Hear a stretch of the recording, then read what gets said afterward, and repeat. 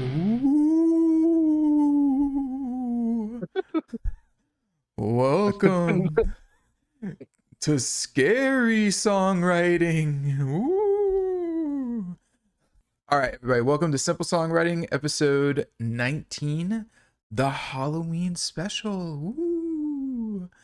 In this episode, we're going to be talking about scary music, like horror themes, and for specifically like movies and shows and stuff. And we're just going to be examining like what goes into scary songs and scary music, and how important is it, and all of that, and like what makes those scary tunes so scary. um how about this, Aubrey? Instead of talking about like music we've listened to, why don't we talk about like Halloween in general? Like, are you doing anything for Halloween? I'm working because that's what I have to do. Actually, Halloween's considered a quote unquote holiday on my unit, not because we get paid extra to work it, but because, Hmm.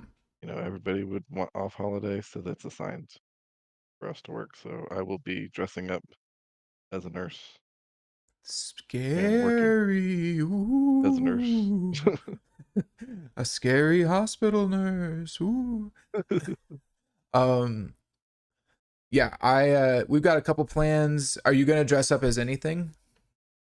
No, I work 11 to 11, so by the time I get back, it'll be like after midnight. Everybody will be asleep. Dang, shot through the heart. Well, my girlfriend Yeah. and I are going as Freddy and Jason. She's going as Freddy. I will be Jason.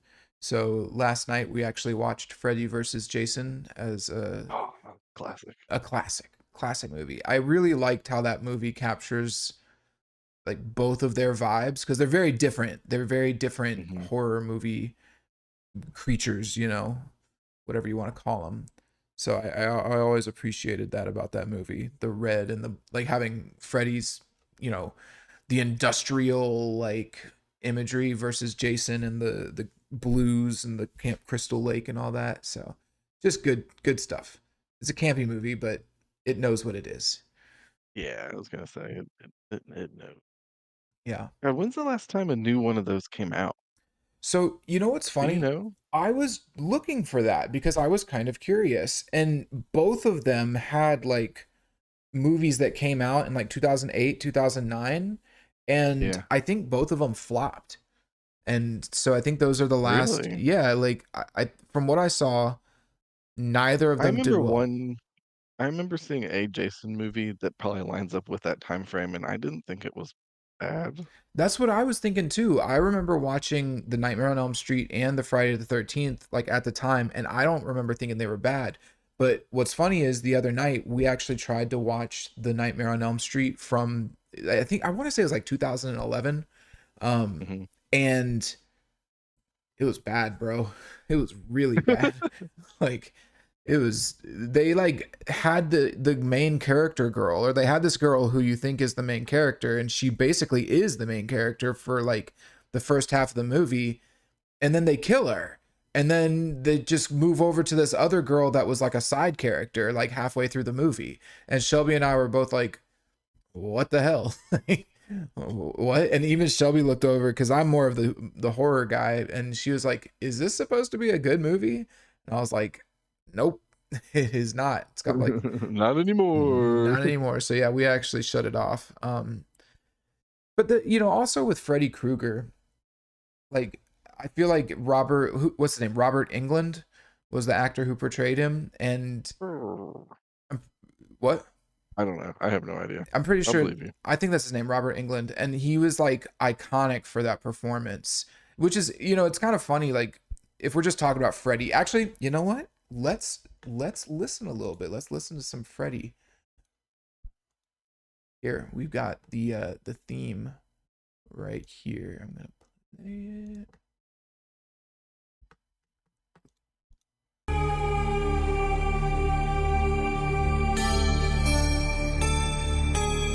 Ooh.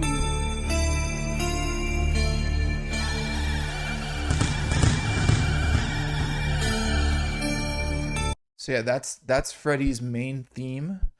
Very spooky and otherworldly. Um, It's if we're talking about Freddy Krueger, it's funny because I think he's like one of the most iconic horror movie villains of all time, easily. But I'd agree. I feel like he has not aged as well as like Jason and Michael Myers. I Oh, I think didn't even think about Mike. oh my yeah, Um, Michael Myers is a classic. yeah, for So sure. I think in terms of box office, I think like Halloween movies, which are Michael Myers, that's the top grossing like scare horror movie franchise. Then you have Friday the 13th, and then you have Nightmare on Elm Street. So they are like easily the big three of horror: Michael Myers, Jason, and Freddy. Yeah. So we can talk about all three of them, but I think Freddy, especially compared to those two, Freddy was always the sillier, goofier one, like more of the like that insane horror vibe, kind of like the Joker or Yeah. something. Whereas Jason and Michael Myers are just like the stone cold Just killers. just murder. Yeah. Yeah, like forces of nature. Yeah, Freddy's interesting, and you know it's you hear it in the music too. Like there's a lot of I think that he's almost like a product of his time, the 80s. Like I remember last year we watched the original Nightmare on Elm Street, and it just didn't quite land as well as the original Halloween. He's just a sillier villain, and I've like what? full disclaimer, actually never seen just a Friday or not. I've never seen just a Freddy Krueger movie. I've only like I was a Jason fanboy growing Yeah, up. So and so I've seen a few of them. So last year we watched the first one, and then I think on my own I watched the third one, and they were again. It's like okay, they're definitely like 80s horror flicks, like just popcorn movies, right? But like I don't think that they age as well. Like I can still go back and watch the original Halloween, and that movie is still like awesome. Like it's creepy, and it's obviously not like the scariest thing in the world anymore, but like it's still very creepy and unsettling. Whereas I don't think Freddy's aged quite as well. Um, and to that point, kind of bringing it back to our topic, I think the music sort of exemplifies that. If you go and like watch one of the Nightmare on Elm Street movies, the soundtrack is so 80s. It's almost like over the top 80s. Um, and a lot of his like scare factor or the crazy things that Freddy does is based around like 80s special effects, like having big yeah, plaster molds of his face, like and just or like the I think the most classic Freddy Krueger scene is when the girl gets sucked into the bed and then the blood shoots up at the ceiling. Do you know what I'm talking about? I do know. Yeah, I know that scene.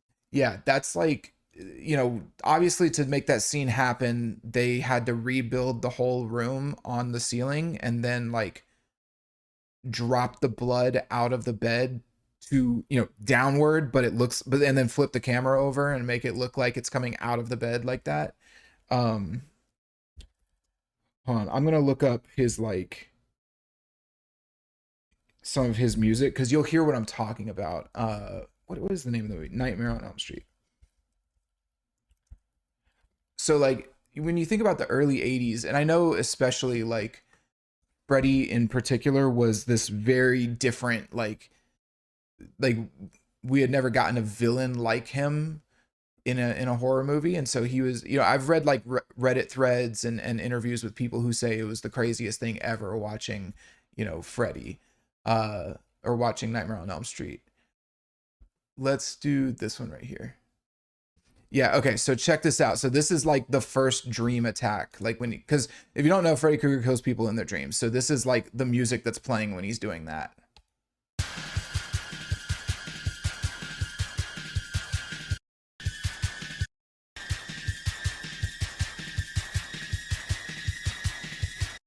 Hold on.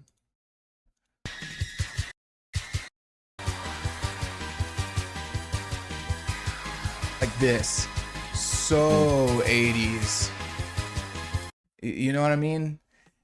And yeah, so I think he just like him as a villain, as a franchise, it's it's definitely a product of the time, you know, and the fact that he was like a child murderer. And I know that that was kind of a big thing in the 80s as well. Like this fear of serial killers and like killers in your like small towns and stuff like that.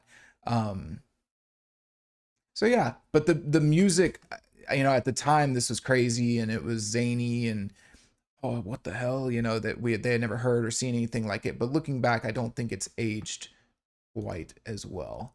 Um, Real quick before we move on, because I do want to, we've got a lot to cover.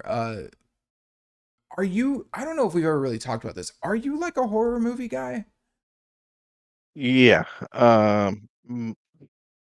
Much more when I was younger, kind of funnily enough. Yeah, Um, I'm just bad at watching movies now and TV in general. Like I would just rather, I'd rather play a video game. But when I was a kid, like pre-college, I was all about the movie life. yeah. Um, one of my favorite films growing up, it's gonna sound bad, but it was absolutely Texas Chainsaw Massacre. No, it's that's a great movie too, though.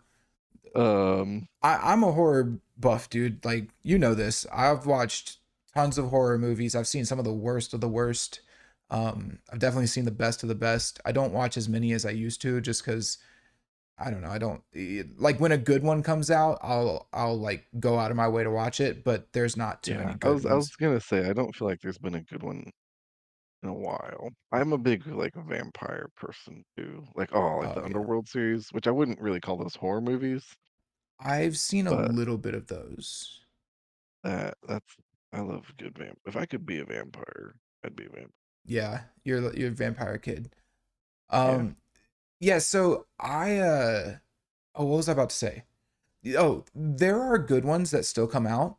Um, if you're ever looking for a recommendation, they're very kind of obscure. Like not a lot of people talk about them, even though they'll be like like Shelby and I went and saw this movie called Late Night with the Devil in Mm, theaters, and honestly, it was really good. The whole premise for the movie was that it was like found footage from a late night talk show from like a very popular talk show host from the 70s. Um, and but he brings on like a supposedly a girl possessed by the devil, but then it turns out like it's more complicated than that. But yeah, you're like watching a late night television show, like an episode of a late night television show where they bring on this girl. And so it's really cool. Like, you know, do a quick Google search and take a look at the format. It was a very solid movie. And it just kind of pops off at the end there for a bit. Another movie I just saw that was actually really creepy was Long Legs. It's got the girl from It Follows. Did you watch It Follows? no. No, that came out a while back. And both of those movies, It Follows and Long Legs, are kind of like very subdued, eerie, like atmospheric horror. But yeah, Long Legs was crazy though. Long Legs was probably one of the scariest movies I've seen in a while. Um, it had a Nicolas Cage in it actually.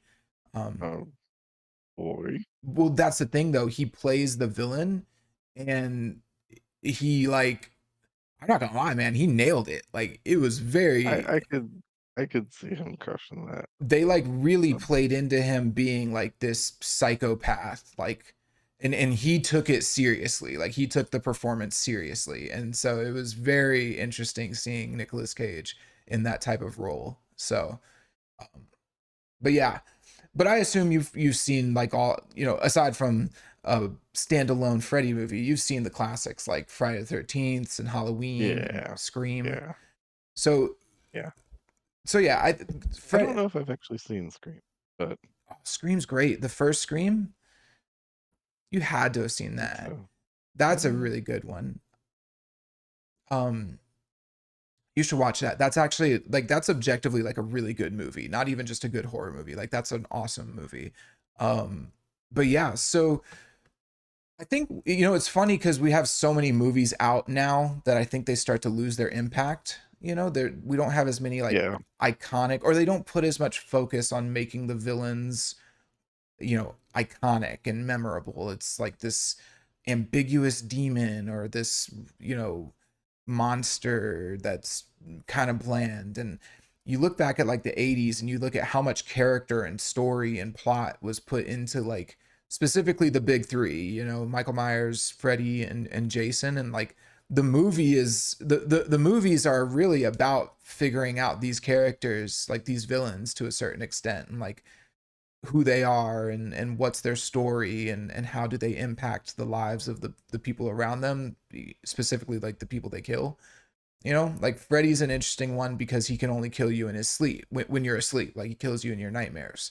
So it's like when they're awake, they can actually like be safe and they've got like, you know, they're in the safe zone basically. Like they can go and investigate and try to figure out a way to stop him. But then, you know, you can't stay awake forever. So there's like a limitation there. So whereas with Jason, it's like he's just going to chase you through the woods and he's a little slow and kind of clunky, but he can't be killed and all that. But anyway, so bringing it back around though, I think Freddy's probably one of the more outdated ones, but guess who is absolutely not outdated? Mr. Michael Myers.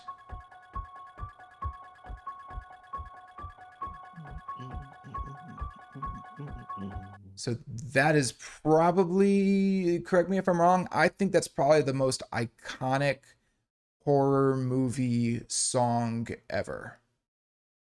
I think that's fair to say. Yeah. I think, you know, Like you people that haven't even watched know what that is. oh I yeah. would think. That is like classic. Like that. So let's talk about that a little bit. What do you think makes this so like, because it's actually a pretty simple little part. It like Yeah, theoretically speaking, it's da do do da do do da do da do da do do. Like there's only those notes being played. Now later on, like big heavy bass notes come yeah, in, yeah, yeah. but like But just I that think though.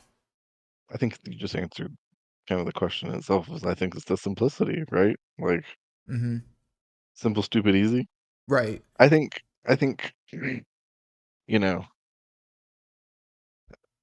I think there's a couple things to ask ourselves. I am inclined to say I think like the two big questions are: is it the music or is it the movie itself, and then the music attached to it? I'm more inclined to believe it's the music in this case, which is not to sell Michael Myers short of his skills and abilities, okay? Right. But like I think if you put that theme song to a Freddy or a Jason movie, it would still land. Whereas you could have like a really not as great intro or theme, Mm-hmm. but like one of the best horror movies ever, and people are still gonna know that theme. Like, does that make sense? No, I think that totally makes sense. Um, but I think it is the simplicity, and I think that's I think that'll probably be the answer for a lot of our discussion, for a lot of the horror stuff, at least. Yeah, like Um, because horror. When you think about like scary music, right? Like, how do you make something that's scary and like builds fear? And you know, that's tough. Like that's actually a tough question to answer. I mean, because you can say like, oh, heavy, you know, just add distortion to the guitar, play louder and faster on the drums, right? You know, like the only difference between a pop song and a Metallica song is the speed that they do the drum beat. It could be boop bop boop bop, and it's a Lady Gaga song. But if you go boop bop boop bop, it's a Metallica song, right? So like, right, and then same with like making sad music. All you got to do is pick a minor key and that's it, right? And you can make something sad, like play some minor chords on the guitar.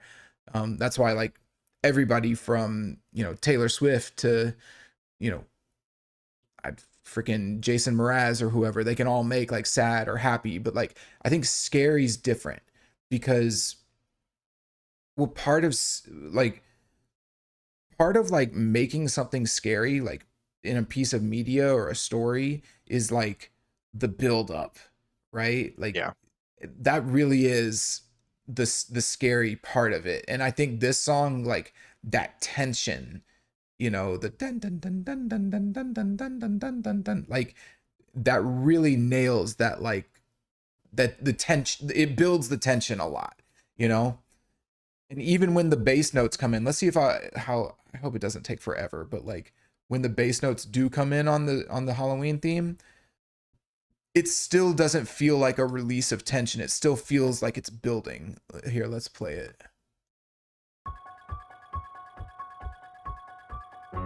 Oh, there it is.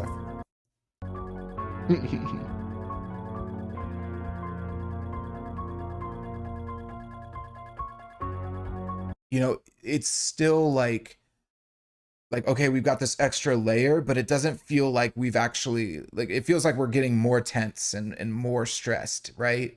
And that's how they use the song in the movies. So I think you're right, like just having but then you get into like the sound of a piano, and it's first off, piano is very percussive. It is a percussion instrument, and playing those like really high pitched notes like it's kind of unsettling. It's not like a natural sound, like Yeah, you wouldn't hear that sound in the wild very often, right? probably never.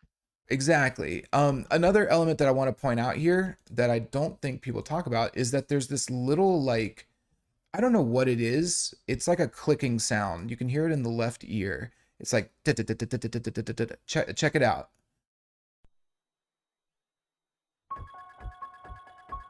Do you hear that? Mm. Mm-hmm. Like so there's that little layer there as well that I think adds to the tension, makes it a little more stressful to listen to, and like you most people might not even notice that, but it's there and it's kind of unsettling, just that clicking sound, whatever that is, right? Um yeah, I think because of how simple this is and how effective like the composition is, uh this song is like timeless, absolutely iconic. In my opinion, it's the opposite of like Freddie's theme, which is very much a product of the time, and the soundtrack for, Nightmare on Elm Street, very 80s, very dated. This, I don't think this could ever get outdated. This is about as timeless as you get with music. Well, I think that's it. I think you're correct, and I think it wasn't really something was thought about bringing up until just that you said that exact sentence. But like, I think if you look at like Beethoven's Fifth, Mm-hmm. which is obviously not a horror movie soundtrack, but I think kind of brings the same vibe a little bit. Or like, is it Chopin that did the Death March? I think it's Um, Chopin. Hold on, let me see Beethoven's Fifth. That Yes, that's Beethoven. Yeah, I think Chopin did the Death March. I think that's what it's is called. that what you're looking for? Hold on, let's see.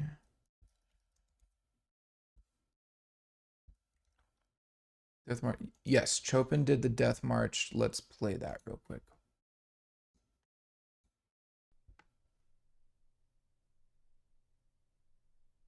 Any second. Ooh, yeah.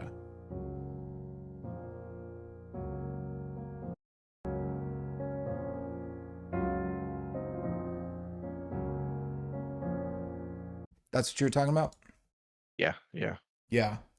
That's, it's funny that you bring that's a really good example of like a very complex emotion, right? It's not all the way sad, but it's not necessarily like Like very somber. yeah, it's that's a good word. Like it's very, very somber. It's a little eerie, but not in like a scary way, but it's also not fully sad.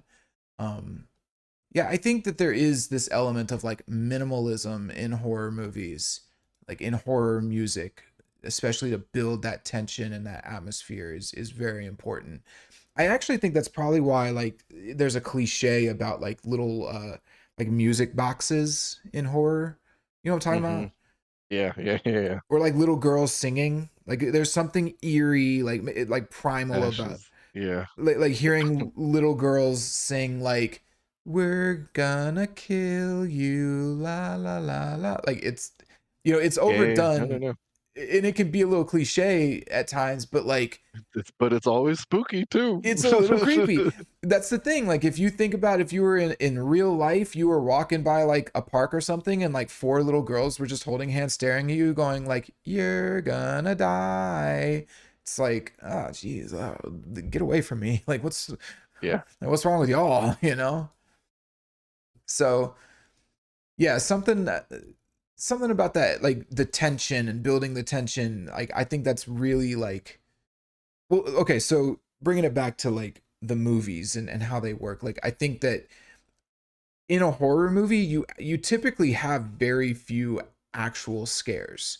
Most of it is actually getting you invested in the characters so that you actually care when they die. That's kind of the big thing with a horror movie. Like if you don't care what happens to the characters, if you're not invested to some extent, then you're that's how you like laugh during a horror movie, right? And you know what I mean? Like you're not taking it Yeah, yeah, seriously. yeah. But when you're watching a good horror movie, you actually care and you're like, "Oh, I like this person." And you know, that's where like writing and plot comes in, like making them a normal human that you can relate to. And then when they die, you're like, "No, like I didn't want that person to die." You know?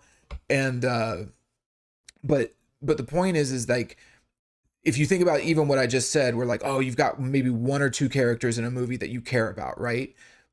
That means realistically speaking, there's only like going to be two big scares in the movie. You might get a few more, but like it's going to be when they die or might die or survive dying or something, you know? So most of a horror movie is that building of tension and like the unsettling atmosphere and getting you into it, right? So that when those scares happen, they actually are impactful. At least I think that's what Yeah. good horror movies do. The bad ones try to throw the scares at you nonstop and they jump Yeah. scare you. And I think a prime example of that, just to kind of hit your point home a little bit more, is like the Final Destination movies that like don't Yes. have a villain other than like fate, I I guess. I hate those movies, man. I hate those movies. Cuz what okay, and that's another thing too when you're talking about like building tension. Like in my opinion, the characters should be able to fight back against the villain. There should be some way to fight back. And it should be a matter of like, okay, we're trying to fight back, but like it's ineffectual or we're not fast enough or there's something like that we're missing. I think the best example of this is the original Alien. You've seen that, right? Nope. You've never seen But I the no. what? That is one of my all time. What about The Thing? John Carpenter's The Thing? Nope. Aubrey, no. Okay, you gotta watch those two movies, man. They're great movies. And they're great because all of the human characters in those movies, both movies are about fighting an alien, right? Shocker. Right. But in both of those movies, the human characters are smart, they're reasonable, they are resourceful. They like and they speak like humans, like they're people that you can understand and like they make decisions that make sense. And so you actually end up like rooting for them and you're like, "Oh, I see why that person did that." But then it's because, you know, they're dealing with this crazy unknown alien thing and it'll either outsmart them in some cases or it's just too powerful for them and it's stronger than they expected, you know. And so there's this, that's what I mean, like, but they're still fighting it, right? Like it's not like it's just this god or whatever. Like that's why I hate the Final Destination movies. It's like, well, how do you even fight that? Like Yeah, if you don't. right, like if I remember there was like that one kill, I think it's in the first movie, where like the power outlet short circuits, which causes the toaster oven to shoot the toast out early, and that lands on the refrigerator, which causes it to move a little bit, which bumps a pen off the refrigerator into the guy's eye or some shit. Like it's just stupid. Like what do you do, you know? So yeah, like I've never felt fear watching those movies, but I think, you know, when you watch a movie where you care about the characters and then you have a villain, and bringing it to Michael Myers, I think that's actually one of the things that makes Michael Myers, I think, the best horror movie villain of all time, is because he is like, you can't really kill him, but he's not unstoppable. You can stop him. In fact, most movies start, or like there are many instances in a Halloween movie where he's like still in the asylum or chained up or something. Like if you chain up Michael Myers and you put him in a, you know, a psych ward, he can't get out magically, you know? He's got to like wait for the opportunity or something. And if you shoot him with a shotgun, he won't die, but he'll go flying back and he'll be incapacitated for some time, you know? So there's like, you can actually fight against him, but there's just something really unsettling about like this human who's just going to come and kill you and really has no remorse, right? So anyway, point being, I think Michael Myers, timeless movie villain. His music, absolutely timeless. Especially when it comes to like building the tension and building the atmosphere. I would even say I think that the Halloween movies set that standard. Um, well, I would say that, but there might be, Aubrey, there might be a movie that came earlier than the original Halloween. Do you have any guesses to what movie that might have been? Well, looking at your screen, it looks like you're either gonna click The Exorcist or Friday the 13th, so I'm gonna go with one of those two. Dang, that's very spooky of you. Very spooky. Oh, how did you read my mind? Yeah, so you got The Exorcist from 1973. Check this music out.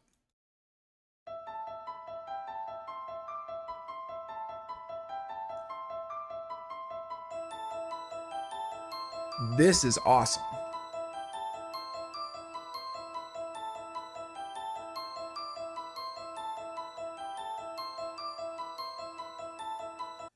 Like, honestly, you know what that makes me think of? Like a metal lead guitar. Like the notes that they pick. It's like the same Yeah? notes that like Iron Maiden would pick. You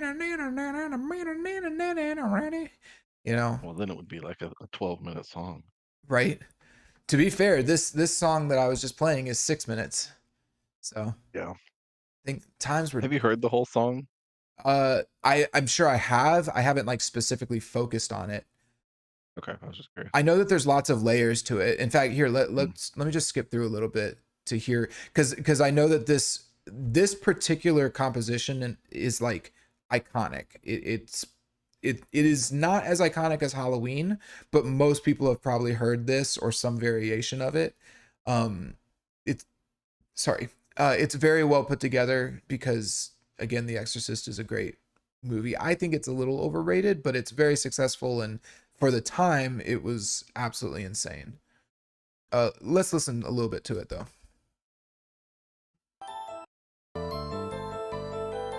I got the bass guitar. Boom, boom, boom, boom. Ooh,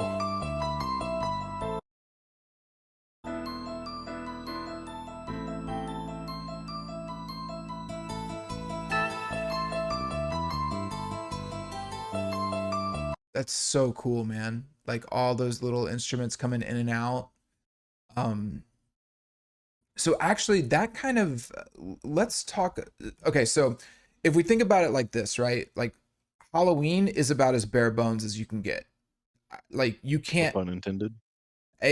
It's a just a skeleton. just a skeleton. I don't think you could make music. I mean, you can, but like in terms of a like legitimate composition, that's about as simple as it gets. It's Halloween, you know, da da da da da da da da da da da da da da, just that one little piano going, right? So then you think, okay, well, if we're, how do you make that more and more complex, and what do you, how can you keep that scary vibe? And I think this is a good example of it, of like they're hitting these different notes, but there's still that repeated section but then you just have different instruments come in and play the same part. And that's an easy way to like layer or to add mood changes to your music without necessarily changing all of the notes around and having to write whole new sections, you know? Um, Another thing that I did want to talk about though was the kind of craziness of horror music. So I think so we've talked about a little bit about like tension, right? Like building the tension, setting an atmosphere using some, you know, like a simple thing. But what happens when like things are building up more and more and getting more complex? Um I think there's something about horror music like I think in order like a part of having, you know, solid horror music is actually making it kind of unpredictable. And am I saying that right? I think so. Like the idea that it's doing things that you don't expect and it's kind of throwing you off. And this is usually during like here I've actually got an example of this. from the video game Dead Space. Did you ever play that? Oh yeah. Man, that game is so good. That's scary as hell. Uh, so here is like this is like scary music when you're under attack, right? And just listen to how chaotic it is. It's all over the place. Uh,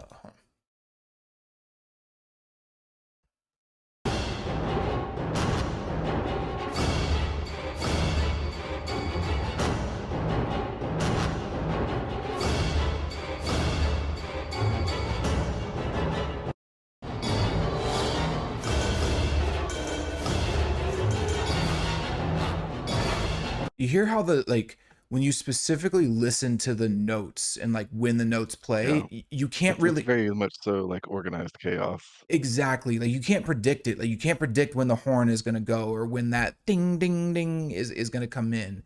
And so there's that element of it too of like, okay, when things are popping off, how do we capture like so okay, sorry, I'm thinking of too many Capture the things. essence. Well, okay, so in this case, we're capturing like being attacked by like alien zombies, right? So Yeah. there's this element with horror, and you touched on it earlier, I think, where it's like, okay, is it scary just because of the story or the, what's happening outside of the music, or is the music actually scary? And I think that it's like yes and no.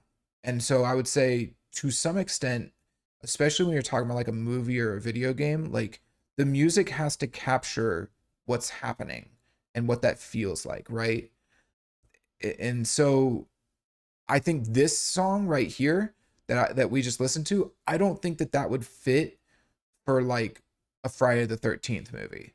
I think it's a little too much for a Friday the 13th. Or Yeah. sorry, No, I agree. I meant to say Halloween, but actually, yeah, I think it would apply to Friday the Either 13th. one. Yeah, Yeah. like it's just not the type of like I'd be Fre- very confused if Jason or Michael Myers are walking at you very slowly and this was playing. exactly, and that's kind of my thing. That's what I was actually about to say is like Freddy and Michael Myers or Jason and Michael Myers are like slow, methodical, and it's just one guy, and that's what's scary is like this unstoppable, unkillable force is slowly making its way to you, and it has already killed your friends, and it's about to kill you, right? And so having you know this in the background, like it would almost be silly like just this guy walking with no no no no no no it doesn't Yeah. fit, right? So there is this thing of like, okay, you've got to make sure you're capturing what what is actually happening in the story and the plot. So like in this case, you're getting attacked by like swarms of alien zombies. This music fits perfectly, like more than perfectly. It's incredible. um but so there's that where it's like yes, the what the music is doing and how scary it is does kind of depend on the context that it's used. So like it could be goofy if this song is used for something that it wasn't intended for. But then if you just listen to the song on its own, I think that there also is like this unsettling element. Like I could play this song for somebody who's never heard it before and it can be very eerie and like still creepy. Yeah. Um, I think mhm. context is very important to that song. Yeah. Yeah, I think I was taking some water. I think horror in general, I think context is very important. Like, because can you think of a song or an artist that makes scary music like only like outside of movies or video games? Ooh. Like, is there a horror art? I mean, the closest I could think of would be like a Marilyn Manson. I would just say like the Black Dahlia murder. I haven't listened to them that much. I know of them. I've heard them all over, but like I can't recall. But is it like horror Yeah. themed? I know like what is it? Ice Nine Kills? Is that the name? Yeah. But that's Yeah, not really that's another good example, but not like I think that's a good example but not like exactly what I was going for in the sense of like It's not I don't think like the scary. music itself is scary. Yeah. I don't know that I would say the Black Dahlia murder, all of their music is necessarily scary, but they are very horror themed.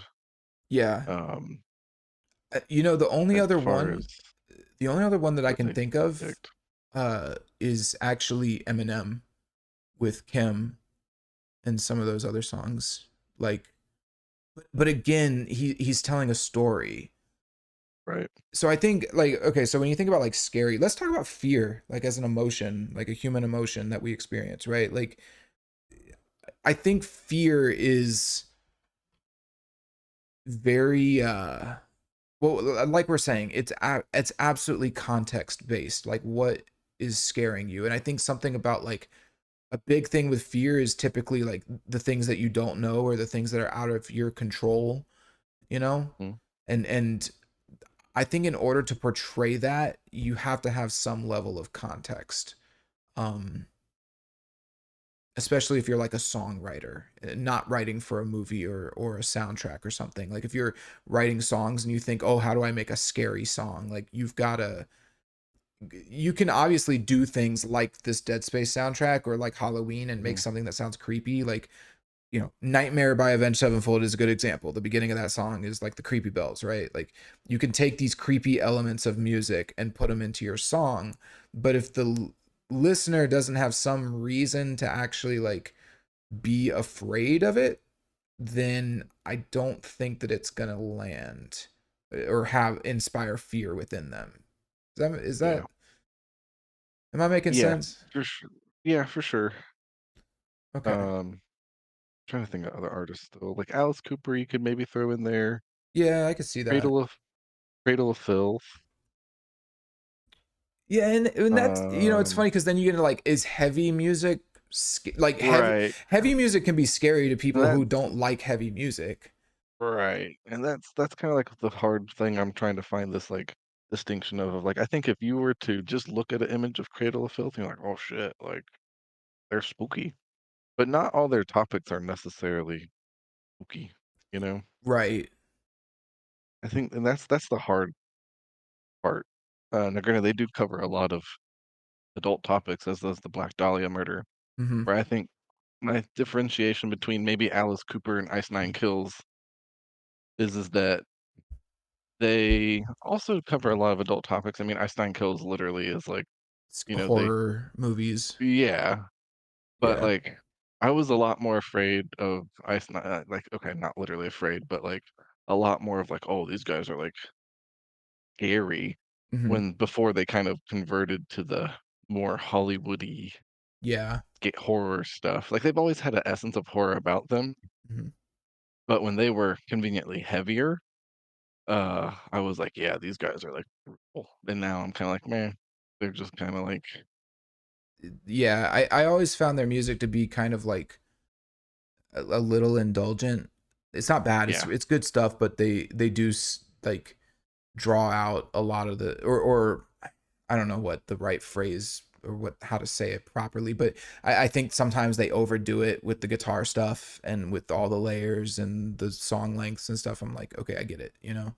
Um, they just never quite resonated with me. But yeah, you know what's funny? I just thought about this. We're missing a pretty big one. Black Sabbath, the song Black Sabbath. I think that's yeah, like the original horror song. They literally said that they yeah, wanted to make a horror movie song. Um, yeah, so it's just it's interesting, right? Like that component of the unknown and like you know this might be a little the last time I can think that I was actually like afraid, and it wasn't even that I was afraid, it was more of like, oh man, here we go, was was actually the first time I listened to Nightmare by Avenged Sevenfold and God Hates Us was about to play.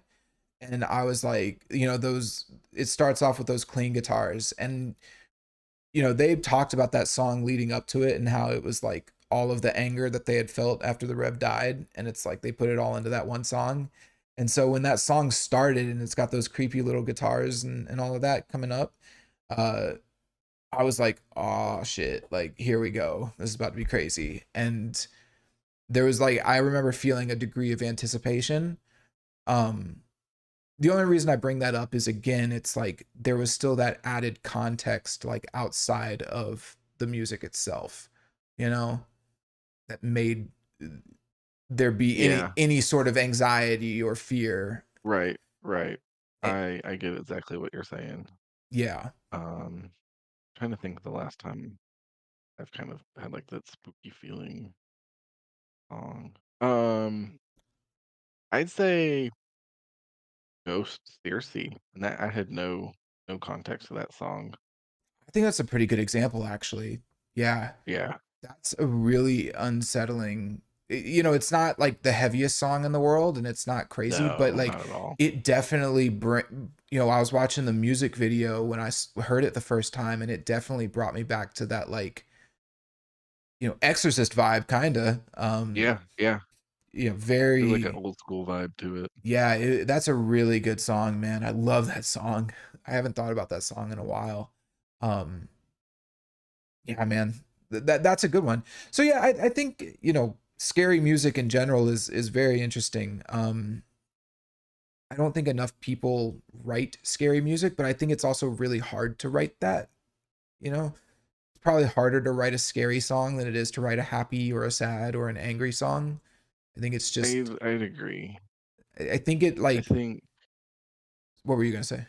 I was gonna say from like a consumer standpoint of like it's really easy to put on like happy go lucky, pump up your jam type music. 'Cause I'm Um, happy. right, yeah, like that's way more easier to digest than if you were driving to work and you're like, I feel like, you know, I want to be scared. listening to something. Right, like I don't think that's I think and kind of the point I want to make is like every Halloween or every October I try and play like a horror video game. Mhm. In the past couple years I haven't done it, but it's because like when I'm playing video games, I just want to unwind and relax, and I'm like I don't have that unwind and relax feeling if I'm playing A good like a good a horror horror game. game. A good horror game is like man, it's brutal, bro.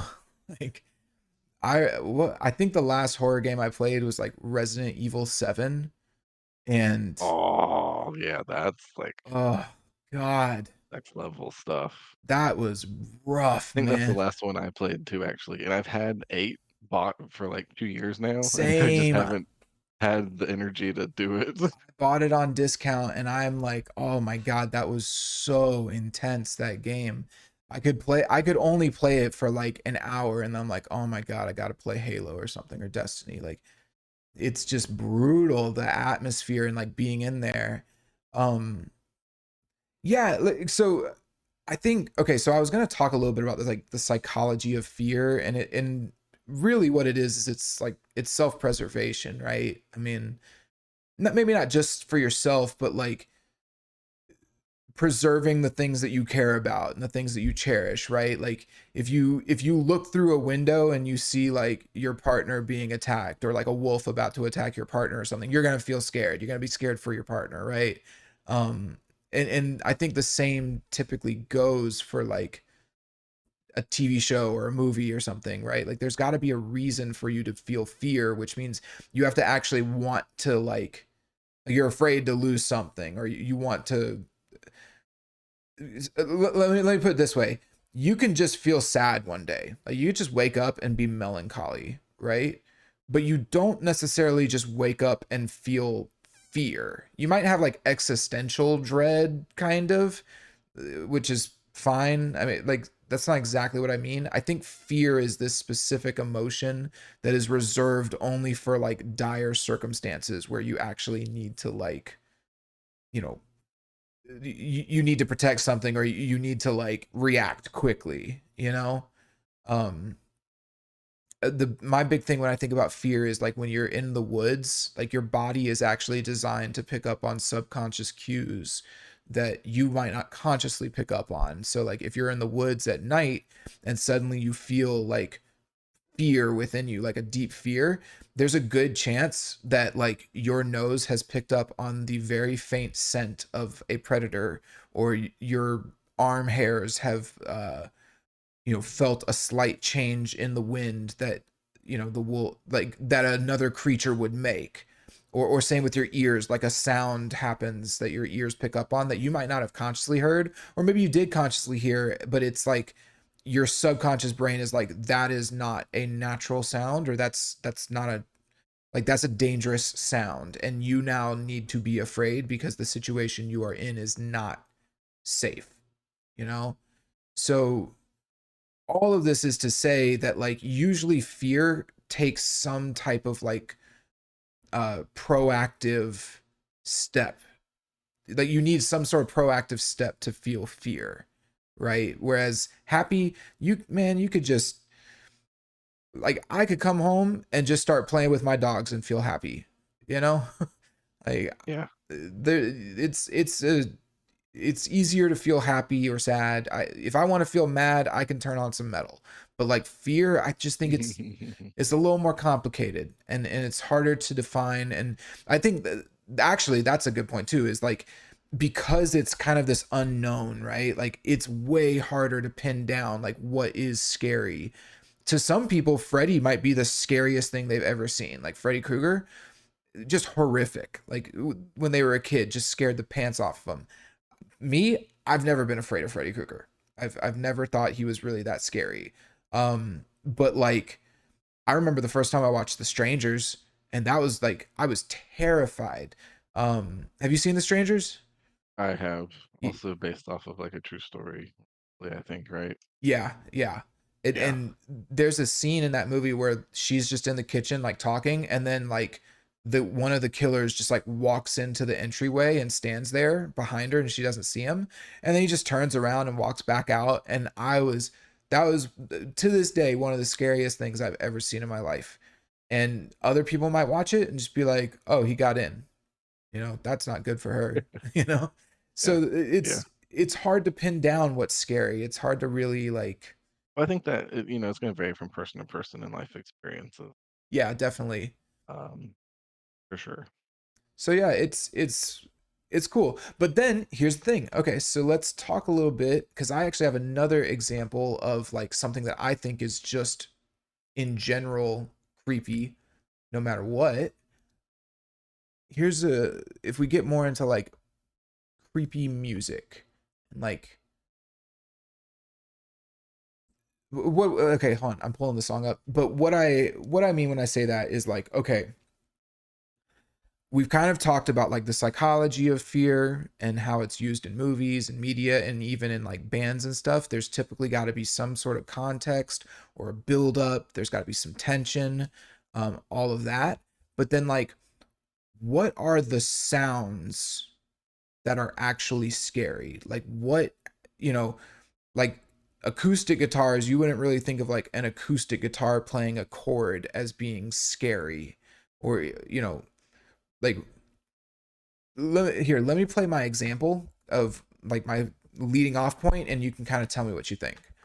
Let me get this pulled up. I want to say it's right.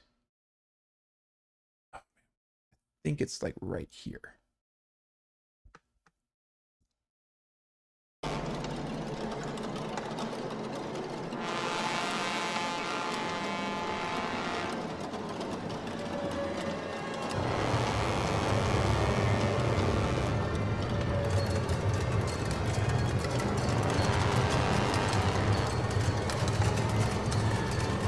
Let's just pause it there. What did you think of that, Aubrey? What are your thoughts on that little clip? That's really interesting.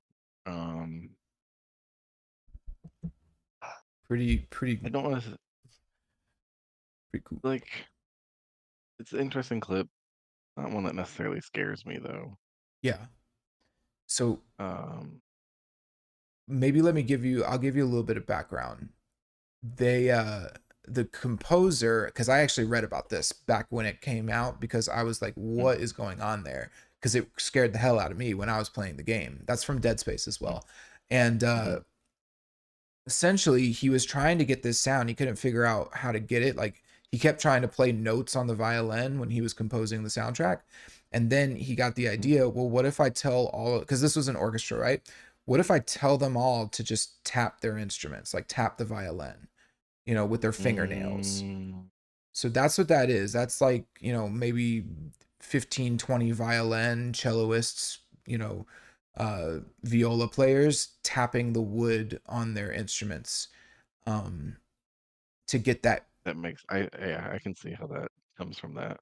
right. And so that's such a, I always thought that was such a brilliant, like, trick Yeah, or tool, Um, in this, so the context in the video game is that I think this is like a creepy scene when there's things coming up around you, and so the music obviously accentuates that.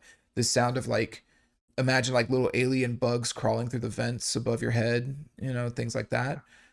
yeah, um but I think, okay, so talking about like the sounds, right? Like I think that those types of sounds are so eerie, and well, what I really want to get at is, like, you hear stuff like that in horror movies all the time, like these, mhm, like the violins, they're just building tension, or you get like these creepy effects, like what you just heard, maybe to a lesser degree, or even like the music box and all of that. I think, I guess I'm just at, like, in terms of like the sounds themselves, why do you think these sounds like scare us? Or that this is where we go to for yeah, fear? yeah, yeah, yeah. Um, I think okay, so we look at an instrument, right? Let's take a string like a violin, for instance, and you go, okay, Mhm. I know what sound this like makes in general, right? Like it makes violin sounds. Yeah. But then you hear, and then it makes the sounds that you expect. But then you hear it make a sound that you don't expect, which is these little fingery tap things, and you're like, "That's disconcerting. Like it's not supposed to do that. Yeah. That's not normal," kind of thing. No, that actually, Um, I think that's great. Yeah. I think it's kind of something in that general realm, right? Because I think I could have listened to that clip. You could have given me a multiple choice question of like, "What sound is this?" And you could have listed, you know, that answer, obviously, and, like, 3 others, and I don't think my brain ever would've most likely, depending upon your other choices, I don't think I would've picked that, you know what I'm Yeah. saying? Yeah, I think that that's actually a good point you bring up. Like, it's like the instruments are being played in a way that they weren't designed to be played. And so they're making sounds that are unconventional, that we're not used to hearing. I think that's the point. Like, that's what Yeah, I take yeah, from what you're saying. Like, yeah, even on the guitar, like, you think about like the guitar, oh, hold on a second, sorry. I think Eddie Van Halen's a great example of that. Like, I think he pushed the limits of that instrument, and, like, you would hear a sound, not so much now, but, like, prime Van Halen days when Van Halen was, like, hot new, and you'd be like, "What the heck instrument is that?" And then you're like, "That's Eddie?" Like, you know Yeah. what I'm saying? Oh yeah, But definitely. in a different on the opposite end of, like, "That's really cool, that's neat," not, "That's Mhm. spooky." Well, and I think obviously it's like context, if you've got like Right. these major chords and David Lee Roth singing, but it's funny, you could listen to something like Eruption, and some of those like real low notes that he hits can just be like, they give you goosebumps, like, oh man, like, whoa. And I think that there's Yeah, probably like, it's not scariness, but there is that like awe, or yeah. you I know what I think mean? Cathedral is a great example of Oh that. yeah, Cathedral's brilliant, man. I love Cathedral. Go, if listeners never listened, go listen to Cathedral by Van Halen, and just understand that that's a guitar. It's all a guitar. Yeah, Um, Crazy. But yeah, so I think that the idea of like using your instruments or creating sounds that are not like normal sounds, or like out of the ordinary for that instrument, or even just, it's funny, like even just in general, like noises that you wouldn't normally hear, right? Like, I brought up like the little girls singing creepy stuff, but then you yeah, can, Do you know about do you know the story? Have you seen The Dark Knight, first off? It's been a while, but yes. Okay, do you know the story behind the Joker's theme in that song? I do not know. Okay, so Or at least I essentially, don't think I do. do you remember the Joker's theme? It was like one note that was like, yeah. Do you know what I'm talking about? No, I do not. So that's fine. What the composer, crap, who was the composer on The Dark Knight? It's really famous. It might have been like John Williams or something. Oh, crap. His name just left my brain as soon as you asked that. Uh, come on, come Google. on. Google. Google it. Hans Zimmer. Hans Zimmer. That's it. Yes. Yeah. Uh, The composer on that was talking about like how do I capture like the insanity of the Joker, right? Because Heath Ledger's portrayal of the Joker was a little bit of a different take on it. It was less of the I clown and more of the still think psycho. he's the best Joker. He is. He Hot is the. take. No, I don't think that's a hot take. He's the best Joker. He nailed that Phoenix did role. a really good job too, but I still give it to Ledger. He did do a good job. But yeah, Ledger was just it's insane. Like, yeah, yeah, crazy performance. But they were like, how do I capture this guy? Because in previous Batmans, like you go back to like the '80s, right, with Jack Nicholson, it was a little goofier, a little more comic booky, but that was kind of like it's like Freddy, right? Like that was kind of what was scary back then was this crazy zany, I'm insane, I'm gonna cut you open, ah ha ha. It's like that's not really scary in 2008, right? So when the Dark Knight comes out, so you have this new type of Joker that comes out where he's psychotic, he's you know unsettling, he'll kill you on the spot, with no remorse. And so he's like, how do I capture that? And the way that he decided to do it was to have violins. I want to say, I don't remember quite how he captured it, but essentially he had like 30, 40 violinists all play the exact same note. And then he would slowly have them all transition to the next note up on the like musical scale, like up a half step. And so, but he'd do it slowly. So like, he'd start with like maybe four or five of them playing that different note, which creates dissonance, right? You've got 35 violinists playing, an A note, and then you have, five of them playing an A sharp note. And it's like that creates a lot of dissonance, but it's subtle at first. But then as more and more of them start to play this higher note, the tension starts to rise. And that's basically the Joker's theme in The Dark Knight. It's one note that slowly transitions into another note over the course of like over a very slow period of time, like over the course of like 5 minutes. It's actually a crazy creative idea to just have just this one long note that just goes up slightly. But it's when you think about it though, like that is something that we would never hear in real life. Like that is such an unsettling sound. Like I don't even know what like I don't think anything natural could create that sound, right? So there's just something creepy about that. You know what? I keep talking about. Why don't I just play it? Joker theme. I was wondering why he didn't just do it. Sorry, I was just it started off as me explaining how it like what it was. It's 9 minutes long. That's crazy. So yeah, okay, here it is.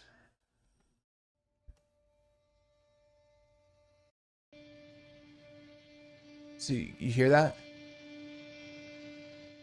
It starts off with just like that one.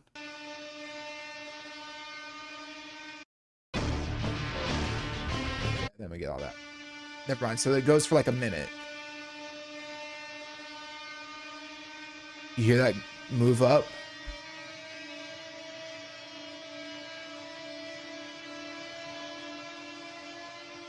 Yeah. So that's basically it. That's his Almost theme. like when an airplane crashes kind of thing. Right. And maybe there's something like primal about that where like hearing a noise like that coming towards you, like it sounds like something's coming towards you. Um like if an animal was screeching at you or something, I don't know. I'm just trying to think like primal days, like why would that sound be so unsettling to the human ear? But anyway, so uh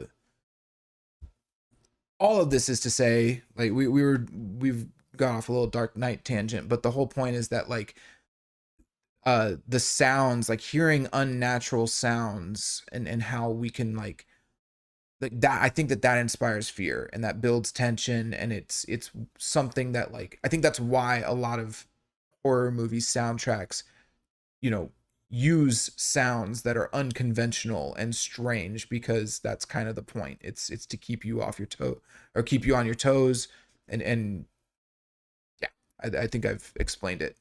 Um, cool. Let's see. Did I have any? Oh, okay. Real quick. If we're talking about sounds, we got to play this. We can't not play this. Here we go.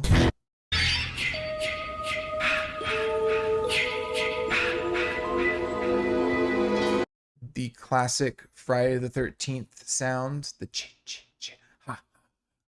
Um, what is that? I think it's a scuba diver. Really? I think it is, but I'm not I sure. had no idea. I've never asked myself what that was before. I just always. Um, he told the sounds are actually ki and ma. Oh, they mean kill and mommy Mm, from well, Polish. that theme just got a lot darker. That is darker. You know, it's crazy though. That fits perfectly with the character. That's Yeah, crazy. Um, yeah, he just spoke those two words harshly and into the microphone and then just echoed them. Okay, never mind. Where am I thinking of the scuba machine? Am I thinking of Darth Vader breathing? Darth Vader is the only one I know with a scuba machine. Yeah, I think you're 100% right. It is. What is Vader's breathing sound? Never mind. I'm not gonna be able to find it. Okay. I know for a fact that's a. Yeah, yeah. So I got those mixed up. But yeah, that's pretty classic little like, which again, okay, so talking about like unnatural sounds like that, the idea that he like whispered it into the microphone, but like, you know, the closer you get to the microphone, like the more it sounds like it's in your ear. And so then to have that through the TV show, like have someone go like, you know, there's like, to hear that played far away from you is kind of unsettling. It's not something that, because it should be right in your ear. Like somebody wouldn't, you wouldn't hear a whisper unless it was near you. But with the magic of modern audio technology, we can do that. So yeah, fun stuff. So yeah, horror music, man, horror music. It's all about building the tension. It's all about, you know, when things do pop off and go crazy, you have to be unorthodox and chaotic, controlled chaos, so to speak. And you've got to use sounds that are unnatural and unique to the instrument that you wouldn't normally hear. I think that's the recipe for making scary music, Aubrey. Yes. All right. Let's listen to one more little thing, and then I think we're kind of unless you had any other comments or anything you wanted to Well, discuss. no, when you said Darth Vader, then I was thinking of the Imperial March. I was like, is that scary too? And like, I'm not really afraid of Darth Vader, but I bet there are people out there that are afraid of Darth Vader. Well, I think that's a different type of fear. Yeah, That's like fear of like overwhelming force, right? yeah. Like have you seen the Darth Vader hallway scene from Rogue One? Oh yeah. Yeah, that like that's scary, you know. But Darth Vader's not necessarily like a horror villain, but I think that fits perfectly. Like that's technically like a horror scene. Um, as far as the Imperial March goes, that can be, I would say that's like fear inspiring, you know, in the sense that it's like this evil empire coming to destroy the rebellion, right? It's funny though, because that brings up an interesting point, which again I think goes back to the whole context thing. Like we actually care about Luke Skywalker and Leia and Han Solo and all them, so we don't want them to die. So if they're in a stressful situation or whatever, we might actually feel scared for them and feel fear for them, even though the movies aren't necessarily horror movies. Right. Um, so just an interesting point. I think if there's anybody out there that's going to make horror, whether it's a song or a show or a movie or something, like I think the big thing is that you have to actually make the listener care about, you know, what's happening in that story or in that event to really make them feel scared, really give them that like heightened pulse and heart rate, get them anxious, right? So interesting stuff. I never thought about like scary moments in Star Wars, but cool. Um, let's play a little bit from this, The Creep Show.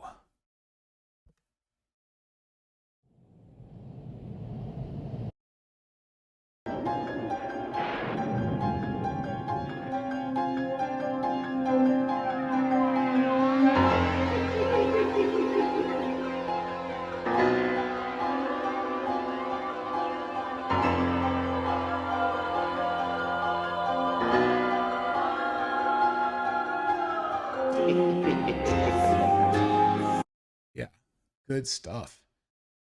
It's funny. The more I think about it, the more I think I realize that the Halloween soundtrack just set the standard, man. Set Yeah, I the mean it's standard. kind of a banger. Total banger. All right, cool. It's Well, all about the vibes.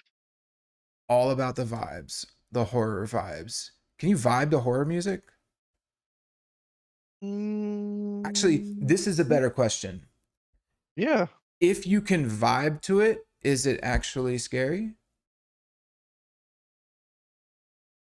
I mean, I feel like, all right, hear me out. All right, let's hear it. Think if you're Darth Vader and your song is the Imperial March, you absolutely vibe to it. All right, so if you're evil, you can vibe to scary music. All Yeah. Yeah. right, all right. Yeah. Good point. I see what you're saying. It's funny to think about though, because like part of like horror and fear is the unknown, it's the unpredictable, it's outside of your comfort zone, right? So Yeah. like, one of the things that makes For someone like, most people. well, yeah, well, wait, what is scary that's not that? Well, I'm saying that like, there are just people out there that like dark and scary things and like that's like their baseline, right? Yeah, but I think that that's typically more like a vibe. Like they like I love horror stuff. I love scary stuff. Shit, I wrote a whole like horror themed album about like vampires and werewolves and shit. Like I Right. I love it. You know, just the other, oh dude, have you ever heard of a movie called Mad God? No. Okay, if anybody out there is looking for something that's really unique, like a really unique scary, it is scary, but it's like it's stop motion. It's okay, it's a movie called Mad God. I think it came out in 2019 or 2020. um it's a motion movie. I don't want to spoil any of it. I don't want to say what it's about, but it's made by the guy who did the stop motion for like Star Wars. I think he did a little bit of Indiana Jones and stuff. Like one of the most famous stop motion producers of all time. He's in his 70s now, and it's this movie that he planned back in like the 80s or 90s, and then like shelved because he didn't have the budget. And then some people who knew him were like, yo, we come on, let's start making that movie. And so during his free time, while he was working on other movies, he made this movie called Mad God. And it is so insane, man. It is so unsettling and creepy, but also like weirdly beautiful in a way, like a very deep story, but like there's no dialogue throughout the whole movie. It's all just like stop motion figures What? moving. Yeah, it's I've never seen a movie like it. I think it obviously didn't like it wasn't like a huge release or anything. But it's like critically acclaimed. It's one of the most impressive stop motion movies ever made. Um just nutso stuff though, like the creature designs and the plot and the world building and all of that, like next level. So I don't know what got me on that tangent. Um, oh, vibes, like scary stuff. Yeah, like anyway, if you're into stuff like that, go watch Mad God. It's so good. But anyway, so I think that like when it comes to horror and like just enjoying like the night and Halloween and all that, like that there is something like human about that. That's why we celebrate Halloween. Like that's why it's a whole holiday, is like celebrating the things that scare us and all of that. Um but then you think about like actual scary stuff, I don't think people in general like that. Like feel I don't know. Most people would not be okay with a in real life with like a serial killer breaking into your home and killing you. No. Yeah. Like, so we like safe scary. Say, Yeah. keep it on the movie screen. But anyway, cool. I think that's pretty much everything that I had on my list to cover though. Aubrey, did you have anything else you wanted to talk about in terms of scary songs or music? No, I think yeah, we got all the things. Yeah. So anyway, everyone should go watch Halloween and The Exorcist and all of these great movies. And I hope you all enjoy your Halloween. Uh Yeah. we kind of have a weird Halloween this year. It's on a Thursday, so there's like, And I was like, well, do we just trick or treat on Friday? right? We're No, you're a fucking kid once. You fucking trick or treat tomorrow. Yeah, we're doing Like, we're celebrating it this weekend, so we're dressing up and doing stuff tomorrow. And so yeah, happy Halloween, everybody. I hope you enjoyed this episode of Scary Songwriting. Ooh. um, we got to do our fun fact or the little piece of advice. What do you think? What do you have a fun fact in mind? I do actually. Okay, all right. Conveniently enough, 17 years ago today, since we also missed our Vince Sevenfold reference, Not me. I the mentioned Nightmare. self-titled. Well, that's true. You did. You did. Might be. Very topical too. Yes. Well, fun fact: the self-titled album came out today, 17 years ago. Crazy. That album's a classic. Actually, hey, Little Piece of Heaven, that could be considered Yeah. a scary song. Yeah. I mean, it has a lot of horror topics It and does. things. Yeah, it's yeah, Little Piece of Heaven. Go listen to a Little Piece of Heaven if you want a song, or you should watch the music video with it. I think Yeah. Yeah. Yeah. it's funny because I feel like for most people, if they just listen to the song, they're like, "Wow, this song's really good." And then if they watch the music video, they're like, Yeah. "What the fuck is this?" Oh. Like, why are What? you showing me Yeah. this? Yeah. Ugh, that I think a interesting thing to kind of end on would be like, what's your favorite Halloween theme song? It doesn't have to be, it can be like a lighthearted one, like, like the Monster Mash or whatever. Oh, okay. So we're talking like not necessarily like the stuff we were talking about in this Not episode. right, just like in this, like strictly Halloween. Songs. I Mine's, if you have to think, I have mine. Yeah. Go ahead. I was gonna say mine personally is it's either gonna be the Monster Mash or This Is Halloween, Tim Burton. Hmm. I personally don't really like Monster Mash. I like it. It's fine. I can enjoy it for like a minute and then I'm like change the song. But it is good. Uh, this is Halloween.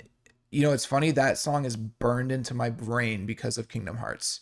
Um, it is just, which I love that song. I'm actually complimenting. I'm saying I love that song because it's like nostalgic to me. Yeah. But if I had to pick like the one song that's like my favorite like Halloween song, it's gotta be Thriller. Like I just think that song is so cool. That's the one with the Eddie Van Halen solo, right? I'm not thinking of a different song, am I? I think it's was it Eddie Van Halen or Beat It. Slash? It was Beat It that has the Beat Eddie It. Van Halen. Okay. Yeah. No, Beat It is Slash for sure. and which is really sad that I know that as somebody No, who Beat It does is not Eddie Van approve. Halen. I Google. I'm looking at Google right now. Eddie Van What? Halen did the track Beat It. Okay. What did Slash do? Slash did something with him. I think Slash just played live with him. Uh, and it just happened to be Beat It. I think Full so. No, disclaimer, there's I just made what? if I said full disclaimer, I just made the assumption that, if Slash was playing it live with MJ, that, you know, that's what Uh made sense to me. they collaborated on Give In to Me, DS, and Morphine, but I don't know any of those three songs. Don't either. I can't believe that Slash could play Beat It though. I mean, Slash is good, but no, like don't get me wrong, Slash is like one of the greatest guitarists ever, but I don't think he could play Eddie Van Halen. Hold on, let's listen to this. I'm very curious now. This is from 2001. Slash playing with Michael Jackson. He's playing Beat It.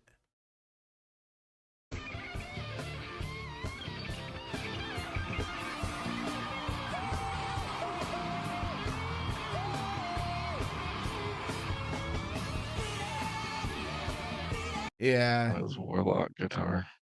yeah. That wasn't as tight. I No, that was a little sloppy. yeah, like Slash is incredible, but Eddie Van Halen was beyond incredible. Eddie Van Halen was literally like the greatest. Holy shit, he was so good. Um, cool. Yeah, I think okay, well, does Thriller have a guitar solo? I have no idea off the top of my head. Am I just going crazy? It's funny I because feel like it. I'm playing. I I feel like it does. feel like it did too. No, not that Thriller album. We have the Thriller single. Yeah, here we go. Okay, so no, it doesn't because it has that breakdown where it's like for all the ghouls that go creeping in the Yeah, yeah, night. yeah. Yeah. I love Thriller though. I think Thriller's fun. It's a vibe. The musicianship is really good. So yeah, Doom, doom, doom, doom, doom. I like Thriller. I do like the whole Nightmare Before Christmas soundtrack though. It's a really good soundtrack. Yeah, very cool. All right. Well, I think that's an episode. You Yeah, there's only one more thing left to do. yeah, so let's do it. Wale! Wale!